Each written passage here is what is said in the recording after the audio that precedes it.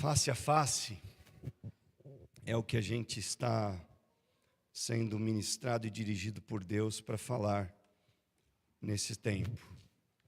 E face a face, propriamente dito, é uma forma da gente falar de encontro com Deus. Eu tenho conversado com algumas pessoas de uma forma bem jornalística esses últimos dias, perguntando de suas experiências com Deus. Qual foi o primeiro ou o principal encontro com Jesus que essas pessoas tiveram? E se eu não perguntei para você, qualquer hora dessas eu posso perguntar. Primeiro, para ampliar ainda mais a minha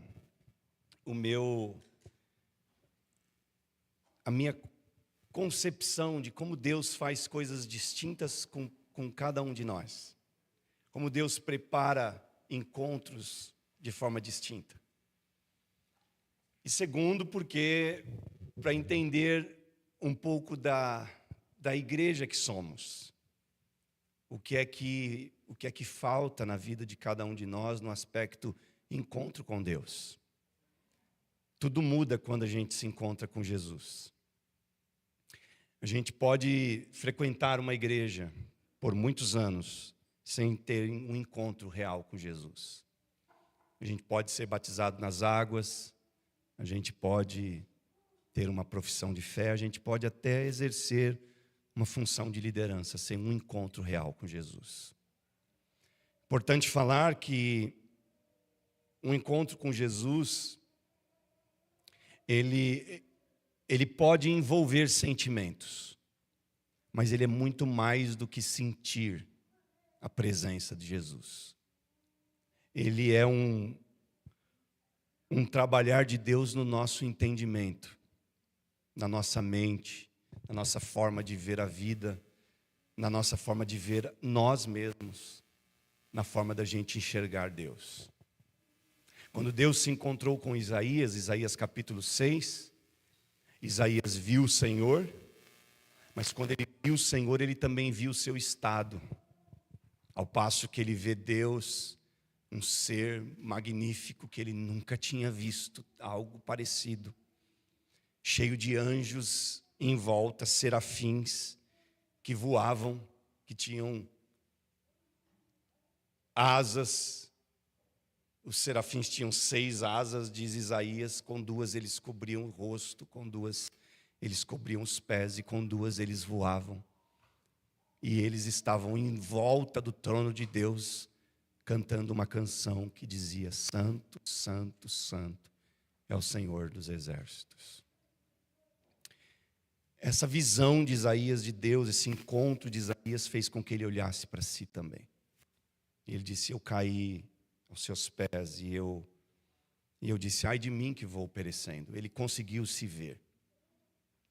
Muita gente se encontrou com Deus de forma magnífica. Não vai dar para a gente falar de todas as pessoas de uma forma profunda, de todas as biografias dos homens que se encontraram com Deus, mas dá para a gente ter essa ideia de que o encontro com Deus não é apenas sentimento, é muito mais entendimento. Não é aquilo que eu sinto, um arrepio da presença de Deus, da voz que fala, mas é quando eu mudo. E eu sou prova viva disso. Meu encontro com Jesus com 16 anos de idade, já falei aqui algumas vezes, foi numa dessas situações. Numa reunião como essas, em que tinha uma pessoa com a Bíblia aberta falando, e o Senhor mudando e transformando a minha vida, e eu me encontrei com o Senhor ali. Depois dali eu tive experiências com Deus, depois dali eu fui batizado com o Espírito Santo, fui revestido do poder de Deus, recebi dom de línguas, recebi outros dons, muitas experiências com Deus na minha caminhada, mas o meu principal encontro com Jesus, quando eu mudei, quando a minha mente mudou, foi numa situação simples assim. Acabou aquela reunião, eu procurei o líder, que era figura pastoral para a gente, que não era pastor, mas ele era uma figura pastoral, ele era o líder de jovens. E eu falei para ele toda a minha vida. Eu falei para ele o que Isaías falou para Deus, das misérias que Isaías tinha. E a minha vida mudou daquele dia. Os meus propósitos, os meus desejos, as minhas vontades, tudo começou a mudar. E eu creio que se você tem a sua experiência de encontro com Deus, e eu posso chamar isso de face a face. Eu não vi Deus, mas foi um face a face, foi um tete a tete. Porque foi um face a face, Deus olhando para o meu coração e mostrando o coração dele. Então eu não vi com os meus olhos, mas com o meu espírito eu pude ver o que Deus tinha e o que Deus é. E ele pôde perceber e me ver, não porque ele não o conhecia, e não porque ele não tem o poder de nos ver, mas é como se eu tivesse eu aberto, de agora, Senhor, agora sou eu quem abro e revelo quem sou. Porque é diferente. Deus te ver e te conhecer porque ele é onisciente. E Deus te ver e te conhecer porque você está mostrando. É diferente.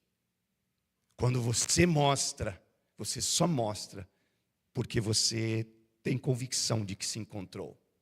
E de que você está sendo chamado para uma transformação. A característica desse encontro, esse encontro é interessante porque ele promove, mas ele também rebaixa. Por que ele promove e rebaixa? Porque ao passo que no encontro com Deus a gente passa a ter uma identidade diferente, uma identidade do Senhor na gente, a gente também passa a abandonar as identidades antigas. Então, existem identidades antigas, inclusive, que são boas aos olhos do mundo que a gente vive, o status quo, aquilo que as pessoas falam acerca da gente. E quando a gente tem um encontro com Deus e com Jesus, às vezes a gente abre mão daquilo. Então a gente é rebaixado muitas vezes aos olhos do mundo. Mas a gente é promovido aos olhos de Deus. A gente toma uma nova dimensão, a gente ganha uma dimensão distinta. Mas eu quero ir para a palavra com vocês, para a gente tirar daqui aquilo que o Espírito Santo quer nos falar hoje à noite. Uma mensagem que está no meu coração esses últimos dias, e na verdade Deus tem falado tanto comigo nesse face a face, que essa semana eu escrevi pelo menos uns 3 esboços de mensagens, de inspirações que Deus estava falando comigo. Eu escrevi uns 3 e já tinha mais umas 2 outras vezes que eu, de repente, falando com Deus ou fazendo alguma coisa, Deus me dava uma revelação. Então eu quero caminhar aqui com você numa das face a face com Deus que existe na história bíblica. A história de Jacó, capítulo 32 de Gênesis, versículo 22. Pegue a sua Bíblia ou ligue ela e vamos ler isso.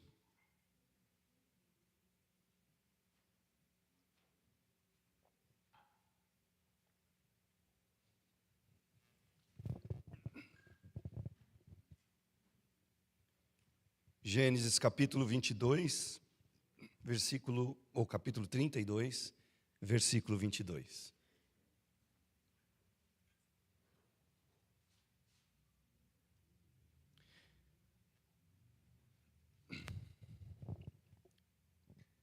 Naquela noite, Jacó levantou-se, tomou suas 2 mulheres, suas 2 servas, seus 11 filhos para atravessar o lugar de passagem do Jaboque. Depois de havê-los feito atravessar o ribeiro, fez passar também tudo o que possuía. E Jacó ficou sozinho. Então veio um homem que se pôs a lutar com ele até o amanhecer. Quando o homem viu que não poderia dominá-lo, tocou na articulação da coxa de Jacó, de forma que lhe deslocou a coxa enquanto lutavam. Então o homem disse: deixe-me ir, pois o dia já desponta. Mas Jacó lhe respondeu: não te deixarei ir, a não ser que me abençoes. O homem lhe perguntou: qual é o seu nome? Jacó respondeu: Jacó, respondeu ele. Então disse o homem: seu nome não será mais Jacó, mas sim Israel, porque você lutou com Deus e com os homens e venceu. Prosseguiu Jacó: peço-te que me digas o teu nome. Mas ele respondeu: por que me perguntas o meu nome? E o abençoou ali. Jacó chamou aquele lugar de Peniel, pois disse: vi a Deus face a face, e toda a minha vida foi poupada. Ao nascer do sol, atravessou o Peniel, mancando por causa da coxa. Por isso, até o dia de hoje, os israelitas não comem o músculo ligado à articulação do quadril, porque neste músculo Jacó foi ferido. Amém. Senhor, eis-nos aqui, igreja do Senhor, com a Bíblia aberta, para receber o que o Senhor tem para nos falar. Fala-nos, Senhor. Abra a porta da palavra e não só nos traz direção, mas que essa mensagem, Senhor, esse tempo de reflexão, se transforme num Peniel, num lugar onde a gente te veja face a face, por causa da palavra que o teu Espírito fala ao coração de cada um de nós, a partir da palavra que nós estamos meditando. Em nome de Jesus nós oramos. Amém, Senhor. Essa biografia e história de Jacó, ela é cheia de controvérsias. Mas eu não quero entrar propriamente dito na questão dos detalhes da vida desse homem, desse patriarca, o terceiro patriarca da era dos patriarcas, da era patriarcal da Bíblia. Ele é neto de Abraão, filho de Isaac. Mas a ideia é que a gente entenda e pense mais no Peniel, nesse lugar que ele dá o nome de Peniel, que é o Val de Jaboque. Que é Peniel porque é um lugar onde ele vê Deus. Esse lugar onde Deus escolhe para se reencontrar com Jacó. Ele já tinha tido outros encontros. Quando Jacó estava fugindo do seu irmão para Ur dos Caldeus, a cidade ou a terra onde morava o seu tio Labão, de onde tinha saído inclusive Abraão, ele para dormir no meio da viagem, e ele teve um sonho, e no sonho anjos subiam, ele viu uma escada que tocava até o céu, anjos subiam e desciam. E é interessante essa expressão, quando você lê no texto, os anjos subiam e desciam, e não desciam e subiam. E isso denota que Deus estava com ele, que os anjos estavam ali embaixo. Então, se eles subiam e desciam, Deus estava querendo mostrar algo para Jacó. Deus estava com ele. Deus tinha feito promessas para sua mãe, e as promessas que Deus tinha feito para sua mãe, elas eram promessas que estavam sendo cumpridas, estavam sendo geradas. Mas Jacó comete erros, muitos erros. Jacó é um homem que engana o pai, o irmão, depois engana o sogro. Esse homem é um emaranhado de situações imperfeitas, de um comportamento, de um caráter muito questionável. E Deus promove um encontro. Então, encontros são estratégias de Deus para nos tirar, em primeiro lugar, da superficialidade. Por que um encontro com Deus? Porque face a face com Deus. Porque encontros são estratégias de Deus para tirar você e eu da superficialidade. Você poderia a vida inteira continuar servindo a Deus, contemplando Ele à distância, tomando carona da fé de alguém, tomando carona da empolgação de alguém, do propósito de alguém. Mas Deus não quer assim. Deus quer que você saia, que a gente saia da superficialidade e que a gente vá para uma profundidade do conhecimento dEle. Para que isso aconteça, Deus vai promover encontros. E encontros com Deus são automaticamente transformadores. Não há quem se encontre com Deus e continue da mesma forma. Na verdade, a gente até entende que existem pessoas que se encontram com Deus e continuam da mesma forma. A gente vê isso na Bíblia. Os 10 leprosos, narrados por Lucas, capítulo 17, são um exemplo disso. Jesus estava na região da Galileia, e era uma região fronteiriça, e ele passa naquela região fronteiriça e tem 10 homens leprosos que pedem clemência para eles, diz: Jesus, tem piedade de nós, e nos limpa, e nos cura. E Jesus olha para aqueles 10, o texto diz assim: vai e mostra-se ao sacerdote. E aqueles homens começam a andar em direção ao sacerdote daquela sinagoga, da cidade onde eles viviam. E eles começaram a olhar para as mãos, para os braços, cada talvez pudesse ter a lepra mais acentuada numa determinada parte do corpo, mas principalmente o judeu, que se cobria inteiramente na época, possivelmente eles olham para as mãos e vê que as mãos estão sendo curadas e já estavam limpas. E um volta e se prostra e agradece e louva a Deus pelo milagre que tinha recebido de Jesus, mas os outros 9 não. Todos eles tiveram um encontro com Jesus. Mas apenas um, e isso espanta Jesus. O texto de Lucas mostra que Jesus faz 3 questionamentos, 3 perguntas. Ele pergunta, em primeiro lugar: não foram purificados 10?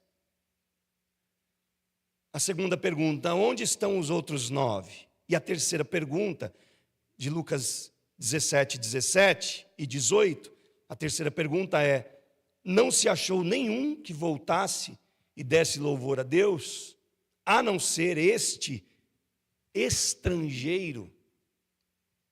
E aí Jesus cita uma característica desse homem estrangeiro, porque ele era um samaritano, esse estrangeiro. E muito provavelmente os outros 9 eram judeus, do sul do reino de Israel.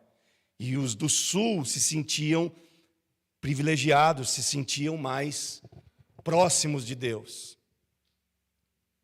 E nesse encontro que eles têm com Jesus, apenas um consegue sair da superficialidade, porque Jesus olha para ele e revela para ele agora algo muito mais profundo do que ele tinha vivido da experiência da cura. Porque na experiência da cura, quem o limpa é Jesus. Jesus cura ele da sua ferida. Mas agora, depois que ele está curado, Jesus olha para ele e diz assim: vá, a tua fé te salvou. Já não é mais Jesus. Quem salva esse homem é a fé que ele tem. Por isso que Paulo diz: pela graça sois salvos por meio da fé. Isso não vem de vós, é dom de Deus. Ele recebeu um dom naquele dia. O dom de crer. Num primeiro momento do encontro, quem fez foi Cristo. Num segundo momento do encontro, quem está operando agora é Ele, é a fé que nasceu no coração desse homem. Ele sai da superficialidade e está vivendo agora num nível mais profundo. Então, encontros são chamados de Deus para a gente sair da superficialidade. Mas nem todos conseguem entender a importância do encontro. Nem todos conseguem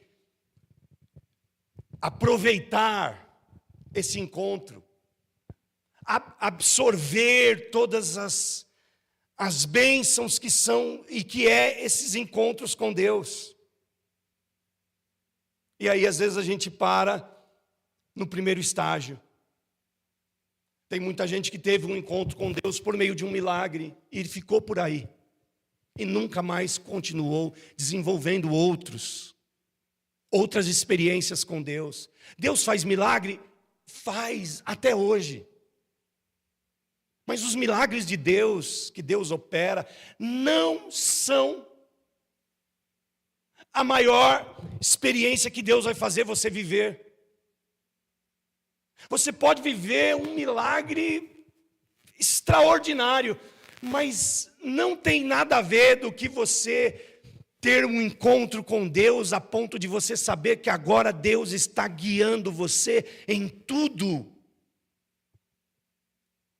É muito pequeno um milagre perto de um domínio, de um compromisso, de uma aliança, de um direcionamento, de um propósito que Deus estabelece para a nossa vida. É muito pequeno.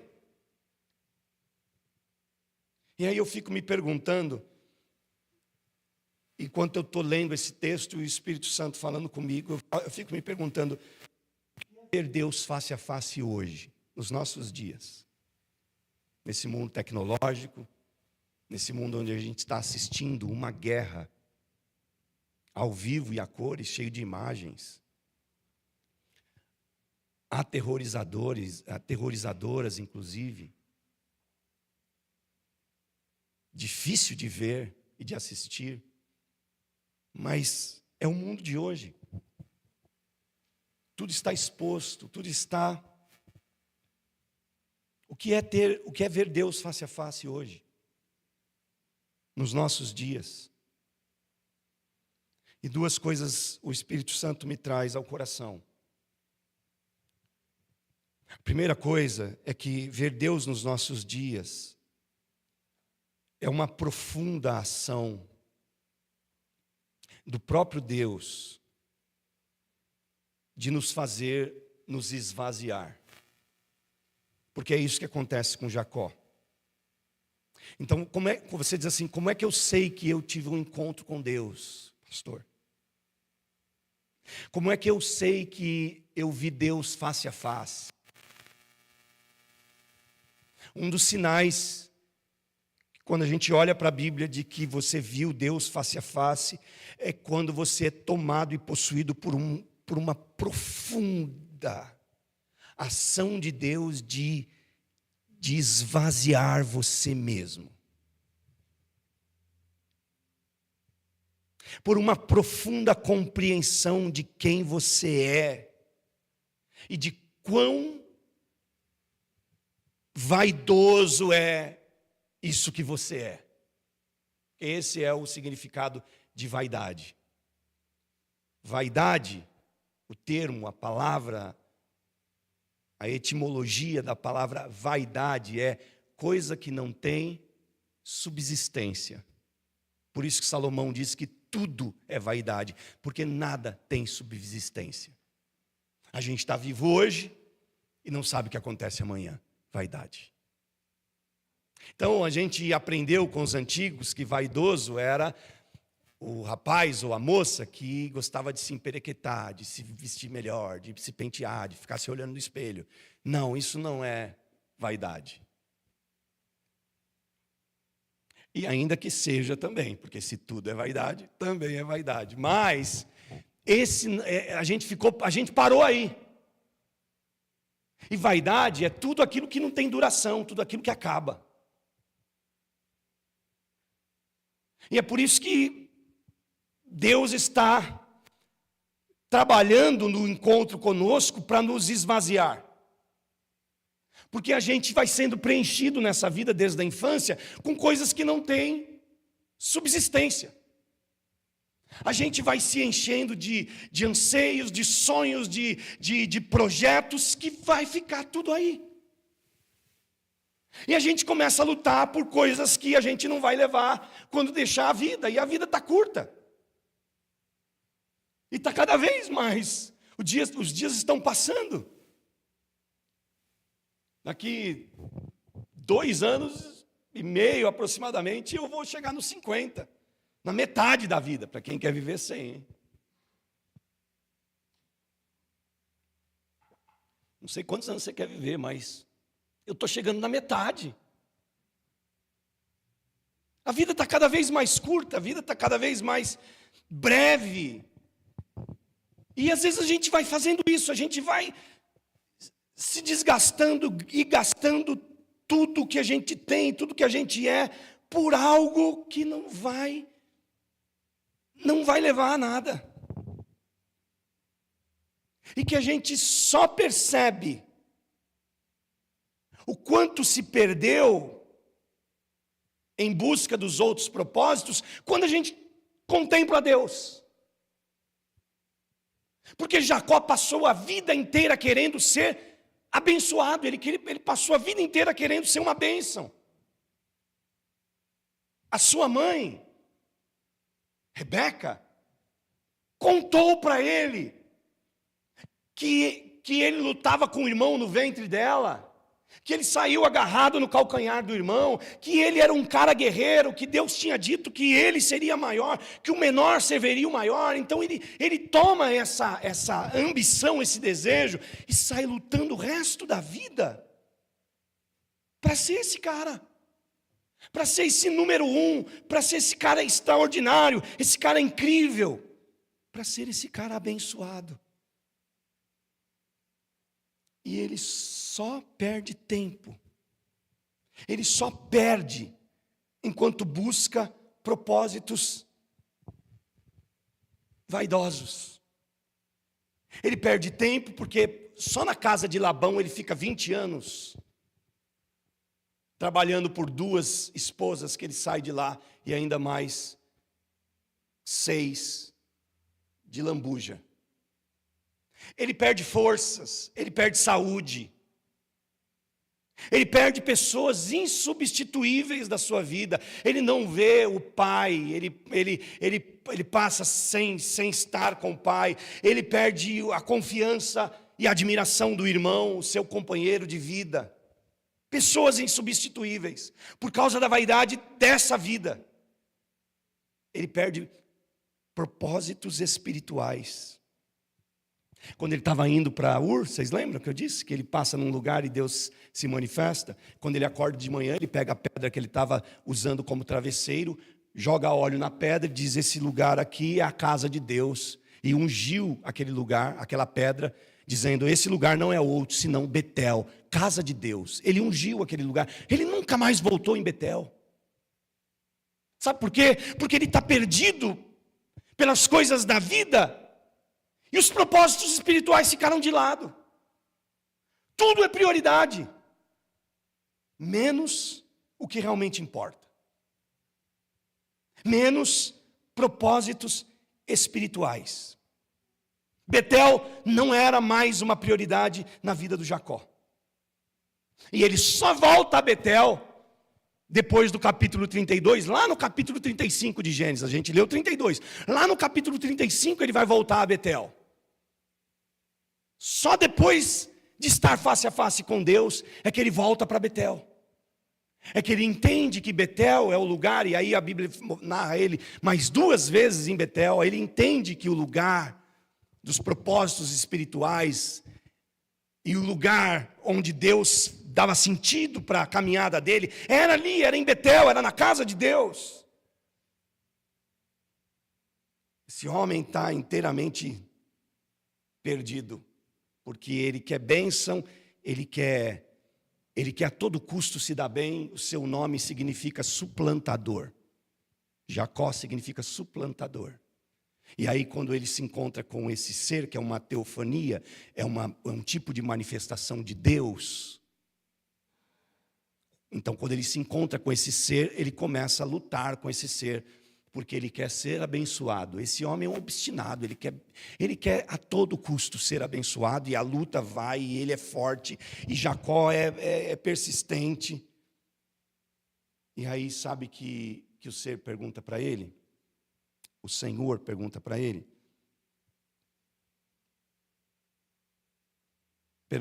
a pergunta desse homem é: qual é o seu nome?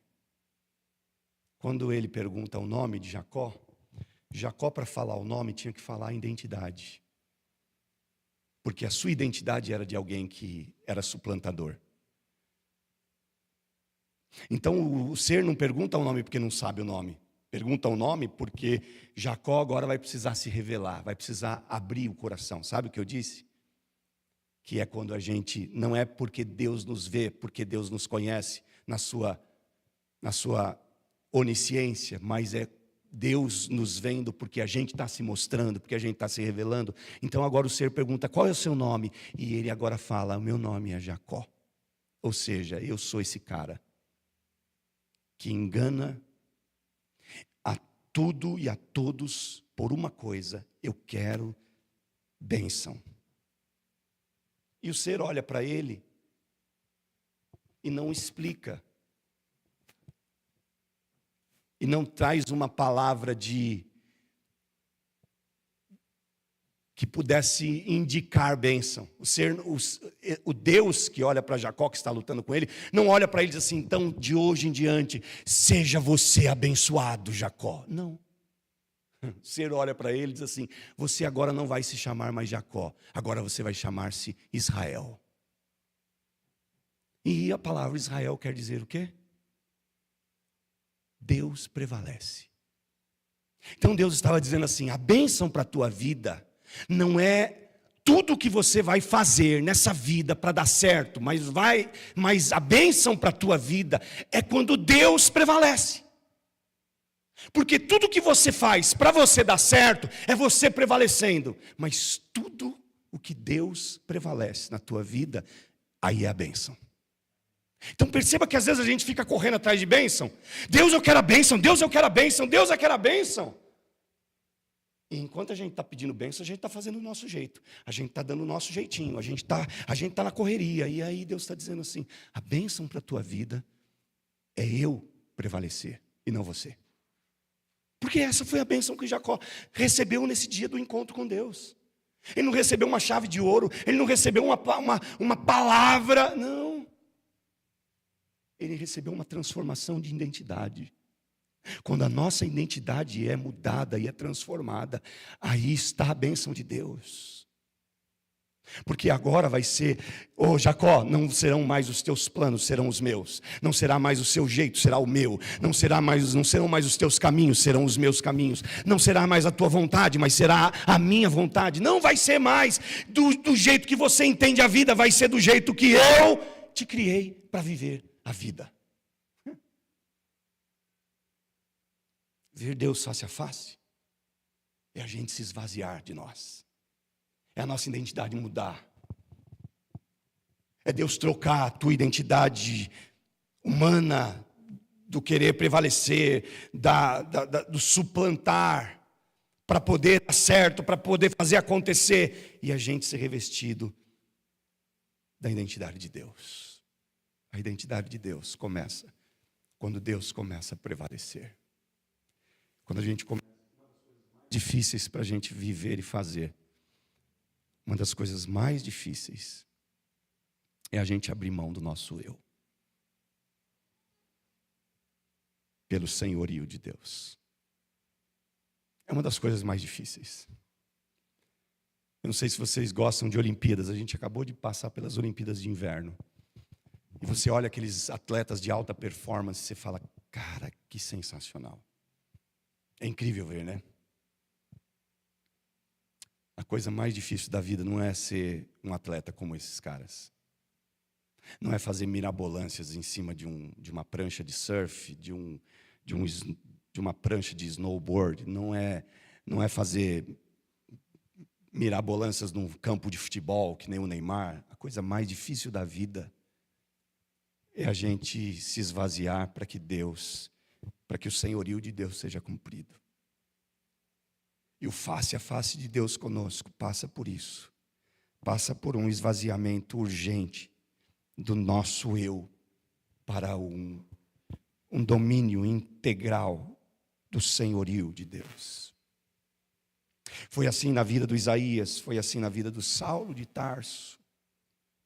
O Saulo de Tarso, que estava em nome da religião fazendo coisas que eram importantes e que eram valorizadas. Mas ele estava cheio dele, até que Jesus olha e diz: Saulo, com esse comportamento você está me perseguindo. Ah, Senhor, como é que eu estou te perseguindo? E ele estava perseguindo o Deus, achando que estava fazendo bem para Deus. Olha como um encontro é tão importante, como um encontro desse tipo é tão importante. Porque um encontro desse tipo revela, inclusive, as perdas de tempo religiosas que a gente está fazendo. Revela as coisas que a gente faz achando que aquilo vai nos justificar, e aquilo, na verdade, só está nos enterrando mais ainda. Só está nos discriminando. A gente conversava com a Leninha esses dias, a gente tem conversado, e a Leninha falou uma coisa interessante. Ela disse assim, em algum momento ela citou a questão do pecado na palavra grega original, hamartia, e hamartia é errar o alvo. Isso é pecado. E a gente classifica pecado apenas como uma embriaguez, como um pecado de ordem, alguém que roubou, alguém que traiu, alguém que enganou, alguém que contou uma grande mentira. Esses são os pecados que a gente classifica. Mas errar o alvo, pecado, é você não fazer também o que Deus propôs, estabeleceu para você fazer. Esse também é pecado, e pecado grande. Pecado é eu deixar de ser o que Deus estabeleceu para que eu fosse. Isso é pecado. Então, pecado não é só aquilo que a gente olha e a gente fica um observando, deixa eu ver se o irmão peca, deixa eu ver se a irmã peca, né? Graças a Deus isso não tem aqui. Deus me livre, tem investigador de Jesus aqui. Ninguém está autorizado aqui em ser investigador de Jesus, detetive. Isso aqui não vale para a gente. Mas não é FBI, né? Agente secreto, deixa eu ver o irmão, a irmã. No passado tinha igrejas que era assim, deixa eu ver a pessoa acho que cortou o cabelo, vou lá contar para o pastor. Pastor, passei na porta do bar, tinha um irmão lá jogando sinuca. Então eram as classificações do pecado. E esse infeliz não sabia que ele estava sendo um agente do diabo e que ele estava também pecando. Em que ele estava inteiramente também vivendo o que Deus não queria que ele vivesse. Esse encontro com Deus, existe uma mudança do lado de dentro de Jacó. Uma mudança de propósitos. Uma mudança interna, interior. Esse homem sai do Val de Jaboque transformado. Quando os seus dois filhos, o Simeão e o Levi, matam homens de uma cidade, o governante daquela cidade, os homens, porque o filho do rei daquela cidade tinha estuprado a sua irmã, Diná. Aqueles dois homens se vingam e matam aqueles homens. Quando eles chegam para Jacó e dizem, matamos todo mundo, Jacó fala, onde vocês estão com a cabeça? Era filha de Jacó, ele podia vibrar e dizer, obrigado meus filhos, mas agora ele é um homem transformado. Agora Jacó está preocupado, porque agora ele sabe que ele é uma referência, que ele foi uma pessoa transformada pelo lado de dentro. Matar não é mais uma opção para Jacó. Porque esse homem foi inteiramente esvaziado de si, cheio de Deus. A segunda coisa que acontece é que Jacó vive uma profunda e irreversível mudança de propósito. Não só um profundo esvaziamento, mas uma profunda e irreversível mudança de propósito. Porque agora, esse homem, como eu disse lá no capítulo 35, ele vai para Betel. Depois que os filhos matam aqueles homens, Jacó leva todo mundo para Betel. Vocês vão precisar ir para a casa de Deus, que vocês estão muito, muito distantes de Deus. Vocês estão fazendo coisa que vocês estão distantes de Deus demais, vocês vão precisar ir para a casa de Deus. Ele leva todo mundo para Betel no capítulo 35. Olha aqui, capítulo 35, verso 1. Deus disse a Jacó: suba a Betel e estabeleça-se lá, e faça um altar ao Deus que lhe apareceu quando você fugia do seu irmão Esaú. Deus mandando ele: faça um altar. Disse, pois, Jacó aos da sua casa e a todos os que estavam com ele: livrem-se dos deuses estrangeiros que estão com vocês, purifiquem-se e troquem de roupa, venham, vamos subir a Betel, onde farei um altar ao Deus que me ouviu no dia da minha angústia e que tem estado comigo por onde tenho andado. E então entregaram a Jacó todos os deuses estrangeiros que possuíam e os brincos que usavam nas orelhas, e Jacó os enterrou ao pé da grande árvore próxima de Siquém. Quando eles partiram, o terror de Deus caiu de tal maneira sobre as cidades ao redor que ninguém ousou perseguir os filhos de Jacó. Então Jacó passa pelo Jaboque, e agora o propósito dele começa a ser conectado com o de Deus. Deus está dizendo: ô Jacó, eu quero que você volte para minha casa, quero que você volte a sacrificar, porque nessa profunda mudança de propósito, nesse encontro com Deus, os nossos propósitos mudam. A gente passa a ter sede de Deus, não porque não o conhece, mas porque quer mais, porque não quer viver com a porção de ontem. Eu preciso de uma porção hoje. A gente começa nessa loucura, nessa vida que a gente fala: meu Deus, eu não posso viver mais longe de Ti, eu não posso viver mais separado de Ti, eu não posso viver mais distante de Ti. Então começa a aumentar um desejo de conhecê-lo, um desejo de agradá-lo, um desejo de servi-lo. É o que Jacó está vivendo aqui no Jaboque ou no Betel. Ele está conhecendo Deus de uma forma diferente. Ele está abrindo mão dos deuses. Por que os brincos? Porque aquilo eram coisas que eles trouxeram lá do paganismo, lá de Ur dos Caldeus. Eram joias sacrificadas a ídolos. E é por isso, então, o problema não está na joia. O problema é que aquilo era material de idolatria. Então Jacó fala: deixem tudo que é de deuses, abandonem. Aquelas mulheres abandonam, eles trocam as roupas, porque agora eles estão com um propósito diferente. Agora tem um propósito da busca, e quem busca conhece, e quem conhece quer agradar e quer servir. Não é isso? Você começou a buscar, começou a conhecer, começou a querer agradar e servir. E a verdade é que a gente sabe que a gente agrada a Deus quando a gente serve. Porque se o Senhor tivesse prazer em sacrifícios, Davi disse: eu os faria. Eu os faria. Se o Senhor tivesse prazer em animais, em sangue, eu mataria animais e traria sangue para ti.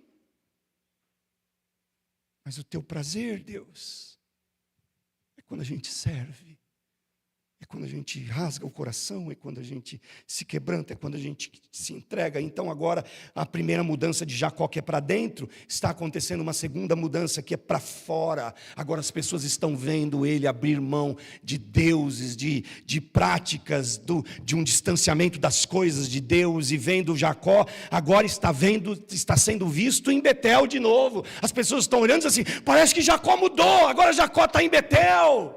Agora Jacó voltou para Betel. Agora Jacó resolveu entender que Betel é o seu lugar. Olha que bênção. Olha como muda. Num primeiro momento uma mudança interna, no segundo momento as mudanças externas começam a aparecer. É sempre assim, sempre começa de dentro para fora, muito dificilmente de fora para dentro. Geralmente quando começa de fora não dá bem, não dá bom. Porque se começar de fora, sem dentro estar trabalhado, vai dar ruim. Isso em todas as áreas da vida. Isso em todas as áreas da vida. É a pessoa que casa dizendo assim: ah não, ele vai se converter, ela vai se converter. Não paga para ver. Porque pode ser que ele se converta, ou que ela se converta daqui 20, 30 anos. Está disposto a sofrer? 20, 30 anos. Então é a gente querer achar que a obra começa de fora para dentro. Não, a obra sempre começa de dentro para fora. Deus começa sempre trabalhando nessa proporção. É o Jacó que primeiro é visitado no Jaboque. Agora sim, Jacó está sendo visto lá na Betel. Agora sim ele está se destacando na igreja. Agora sim ele está se destacando na adoração. Mas antes de se destacar na adoração e na casa da adoração, ele foi visitado por Deus num momento pessoal com Deus. Olha o versículo 29. Jacó também pergunta por Deus. Não é só Deus que pergunta o nome de Jacó. Jacó quis saber também. Sabe por quê? Depois da mudança. Logo que Deus muda o nome de Jacó para Israel, olha só como muda os interesses. Agora ele está dizendo assim, versículo 29. Prosseguiu Jacó, peço-me que digas o teu nome. E agora ele quer saber o nome de Deus. Nunca se importou com Deus e agora está querendo saber. Sabe por quê? Por causa da transformação.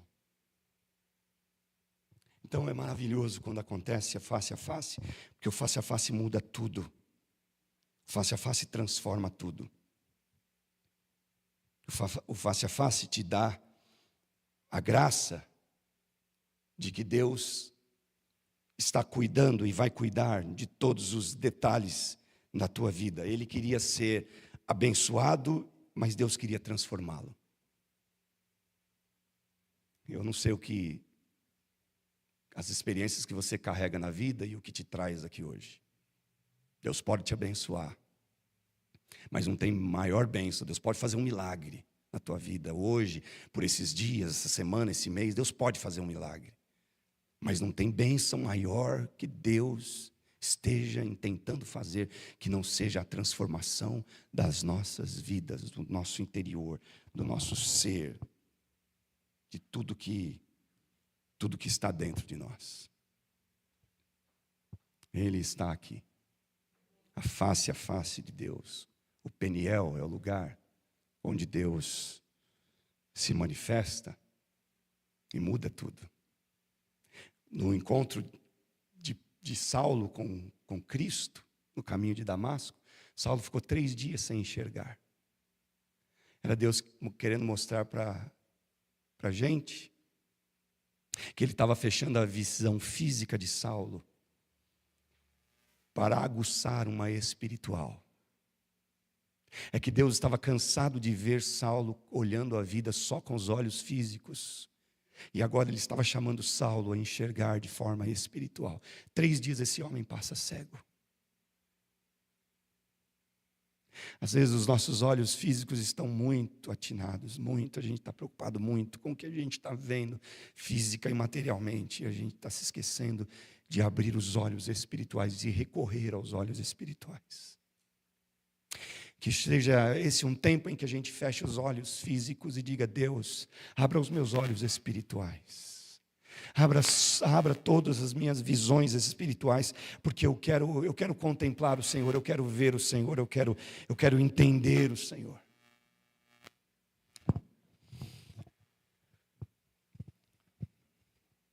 Noites de encontro, dias de encontro, são dias em que os nossos olhos, Deus não precisa dos teus olhos físicos, olhando para os teus méritos ou para os teus deméritos. Deus precisa que você abra os olhos espirituais para você ver a glória e a grandeza dele.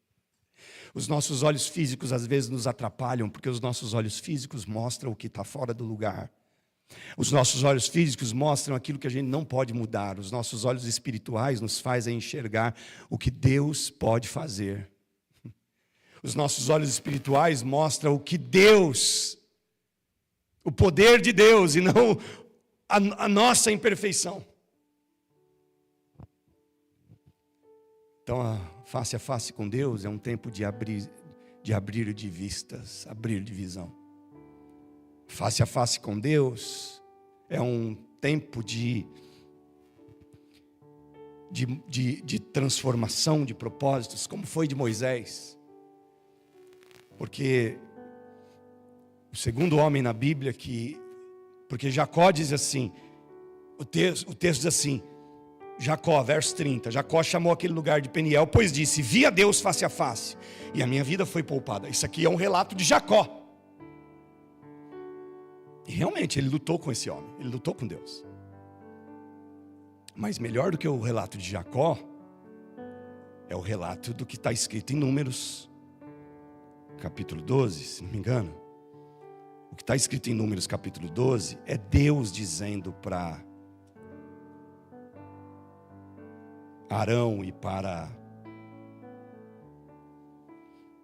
Miriam que Deus falava com Jacó ou com Moisés face a face. Aí é diferente. Capítulo 12 de Números. Miriam e Arão começaram a criticar Moisés porque ele havia casado com uma mulher etíope. Será que o Senhor tem falado de Moisés? Perguntaram. Também não tem falado por meio de nós? E o Senhor ouviu isso. Ora, Moisés era um homem muito paciente, mais do que qualquer outro que havia na terra. Imediatamente o Senhor disse a Moisés, Arão e Miriam: dirijam-se à tenda do encontro, vocês três. E os três foram para lá. Então o Senhor desceu numa coluna de nuvem e, pondo-se à entrada da tenda, chamou Arão e Miriam. E os dois vieram à frente. E ele disse: ouçam as minhas palavras. Quando entre vocês há um profeta do Senhor, a ele me revelo em visões, em sonhos, falo com ele. Não é assim, porém, com meu servo Moisés, que é fiel em toda a minha casa. Com ele eu falo face a face, claramente, não por enigmas. E ele vê a forma do Senhor. Por que não temeram criticar o meu servo Moisés? Então a ira do Senhor se acendeu contra eles e ele os deixou. E quando a nuvem se afastou da tenda, Miriam estava leprosa e a sua aparência como a da neve. E Arão voltou-se para Miriam e viu que ela estava com lepra. E disse a Moisés: por favor, meu senhor, não os castigue pelo pecado que tão tolamente cometemos. Não permita que ela fique como um feto abortado que sai do ventre da sua mãe com a metade do corpo destruída. Então Moisés clamou ao Senhor: ó Deus, por misericórdia, concede-lhe cura. E o Senhor respondeu a Moisés: se o pai dela lhe tivesse cuspido no rosto, não estaria ela envergonhada 7 dias? Que fique isolada fora do acampamento 7 dias. Depois ela será trazida de volta. Então Miriam ficou isolada 7 dias fora do acampamento. E o povo não partiu enquanto ela não foi trazida de volta. Depois disso, partiram para Azerote e acamparam no deserto de Parã. Deus deu testemunho de Moisés. Deus falou com Moisés: eu falo face a face. E esse Moisés aqui, olha como é interessante também o face a face. Porque às vezes você vê assim: não, a pessoa viu face a face e Moisés deixou de entrar na terra prometida. Porque o face a face também não imuniza a gente das perseguições, das lutas, dos problemas, do quanto domínio próprio a gente tem que manter. Porque o Moisés continuou sendo atormentado pelo povo no deserto. E ele só deixou de entrar na terra porque Deus mandou ele falar com a pedra e ele feriu a pedra. E aí Deus lá na frente diz: Moisés, você não vai entrar na terra. Por quê? Porque lá atrás eu falei para você: fala com a rocha, e você feriu a rocha. Você não teve domínio, você não teve controle. Mas Deus, eu te vejo face a face. O Senhor é aquele que se revela, eu sei, Moisés. O face a face de Deus aqui é para que as maravilhas do Senhor tragam um significado na tua vida, Moisés. É para que o deserto seja mais leve. É para que a tua família, a tua casa não perca a direção. O face a face é por isso, Moisés. Face a face não é para te imunizar e dizer assim: agora que eu vi Deus face a face, posso fazer o que quiser, que agora eu não perca a salvação. Agora eu não, estou tranquilo. Não fica firme não, irmão, para ver. Ele viu Deus face a face e perdeu o lugar na terra. Mas é maravilhoso isso, porque o Jacó está dizendo: eu vi Deus. E agora Deus está dizendo: eu vejo Moisés. E eu me revelo a Moisés. O face a face muda tudo. O face a face pegou um assassino que era Moisés. O poder de Deus, o poder do encontro, pega um assassino que era Moisés. Moisés era um assassino, fugitivo da polícia. da polícia do Egito. Estava numa terra estranha porque não queria pagar pelo crime. E aí Deus vai lá, se encontra com Moisés, transforma a história dele, transforma a vida dele e dá um novo significado. E agora esse homem que era fugitivo é um homem que fala com Deus face a face. É poderoso isso, irmãos. O encontro com Deus muda tudo. O encontro com Deus transforma todas as nossas limitações em prodígios. O encontro com Deus nos arrebata do lugar onde a gente está, do caos, e nos coloca no paraíso, na bênção. O Jacó viveu isso. Foi difícil para o Jacó. Sabe por que é fácil para a gente? Porque a gente tem o Espírito de Deus. O Espírito de Deus, que não habitava naqueles lugares, não habitava da forma que habita em nós, como habita hoje. A gente tem o Espírito de Deus. E a gente pode dizer: Deus, eu preciso de uma transformação, eu preciso de um face a face, eu preciso de um testemunho vivo, de um encontro contigo. E se você não tem, hoje é uma noite para isso. Esse é um tempo para isso. Essa é uma semana para isso. Para você dizer: Deus, eu quero mudar tudo. Eu quero me entregar. No dia em que eu tive um encontro com Deus, como eu disse, eu já era batizado nas águas. Mas eu precisei fazer uma confissão e dizer: Deus, sabe aquele batismo lá da loucura? Aceita ele hoje. Porque eu sei que eu não vou poder me batizar de novo outra vez, então aceita ele. E Deus ressignificou tudo. É maravilhoso. É maravilhoso quando a gente vive essa dimensão. Quero orar com vocês, entendendo que o Espírito que se encontra conosco, Deus que se encontra conosco, está realizando encontros nessa noite no nosso coração. Está realizando encontros poderosos, transformadores, libertadores, para que a gente nunca mais sejamos os mesmos. Pai, no nome de Jesus, nós nos derramamos no Teu altar, na Tua presença, diante de Ti. E pedimos, Senhor, eis-nos aqui. Ou declaramos: eis-nos aqui. Diante do Teu altar está a nossa identidade como a de Jacó. Diante do Senhor está a nossa estrutura, está a nossa vida. Não há nada que esconder do Senhor. Não há nada que ocultar do Senhor. Não há nada que encobrir do Senhor. Nós apenas dizemos: eis-nos aqui, toma-nos, Senhor. E faça o que o Senhor quiser fazer hoje à noite, transformando nossa história, transformando vida, transformando propósito, alinhando nosso coração ao Teu. Em nome de Jesus, meu Pai. E que nenhum de nós aqui saiamos iguais, possamos ter entrado. Que nenhum dos que estão aqui, Senhor, saiam da mesma forma que entraram, mas que as transformações do Teu Espírito sejam reais na nossa vida. Em nome de Jesus.